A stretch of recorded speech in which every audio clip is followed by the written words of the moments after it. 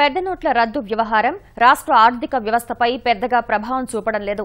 వివిధ శాఖల్లో రెట్టింపు ఉత్సాహం కనిపిస్తుండడం అందరినీ ఆశ్చర్యపరుస్తోంది. ప్రధానంగా స్థిరాస్తి రంగంపై నోట్ల ప్రభావం అధికంగా ఉంటుందన్న అంచనాల మధ్య అనుబంధ శాఖ అయిన రిజిస్ట్రేషన్ రాబడి సగటు లావాదేవీల కంటే ఎక్కువగా ఉండడం విశేషం.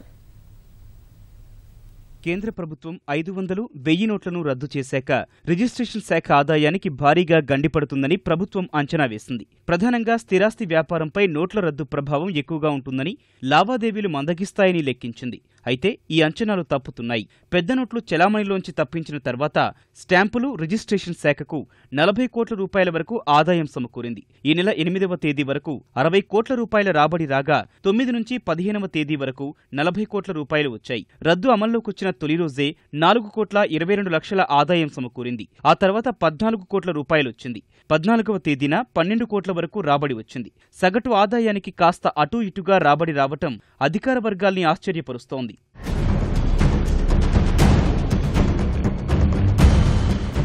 అదే సమయంలో అన్ని జిల్లాల్లో రిజిస్ట్రేషన్ల హడావిడి ఒకే విధంగా మాత్రం లేదు. రాయలసీమ, ప్రకాశం, నెల్లూరు, శ్రీకాకుళం, విజయనగరం జిల్లాలో ఆదాయం గణనీయంగా పడిపోయింది. విశాఖ, ఉభయ గోదావరి, కృష్ణా, గుంటూరు జిల్లాల్లో లావాదేవీలు నడుస్తున్నాయి. గ్రామీణ ప్రాంతాల్లో చెప్పుకోదగ్గ విధంగా రిజిస్ట్రేషన్లు లేనట్టు గుర్తించారు. పట్టణ, నగర ప్రాంతాల్లోనే దస్తావేజులొస్తున్నాయి. గతంలో కుదుర్చుకున్న విక్రయ ఒప్పందాలకు అనుగుణంగా రిజిస్ట్రేషన్లు సాగుతున్నాయి. రద్దయిన నోట్లతోనే ఒప్పుకున్న మొత్తాన్ని చెల్లిస్తానని కొనుగోలుదారుడు చెబితే విక్రయదారులు అంగీకరించడం లేదు. 100 రూపాయల నోట్లతో మొత్తాన్ని సమకూరిస్తే ఒప్పంద సమయంలో అనుకున్న మొత్తాన్ని 10 నుంచి 20% వరకు తగ్గిస్తామని అంటున్నారు. కొన్ని చోట్ల ప్రామిసరీ నోట్లు, తనఖా పత్రాలు రాయించుకుని రిజిస్ట్రేషన్ ప్రక్రియ పూర్తి చేస్తున్నారు. ఈ తరహా దస్తావేజులు సబ్ రిజిస్ట్రార్ల ముందుకొస్తున్నాయి. గ్రామీణ ప్రాంతాల్లో కొందరు ఒప్పందాలు రద్దు చేసుకుంటుండగా మరికొందరు కొద్ది నెలలు పొడిగించుకుంటున్నారు. పెద్ద నోట్ల మార్పిడి వ్యవహారంలో తెర వెనక అవగాహనకు సంబంధించిన ఒప్పంద పత్రాలు సబ్ రిజిస్ట్రార్ల ముందుకొస్తున్నాయి.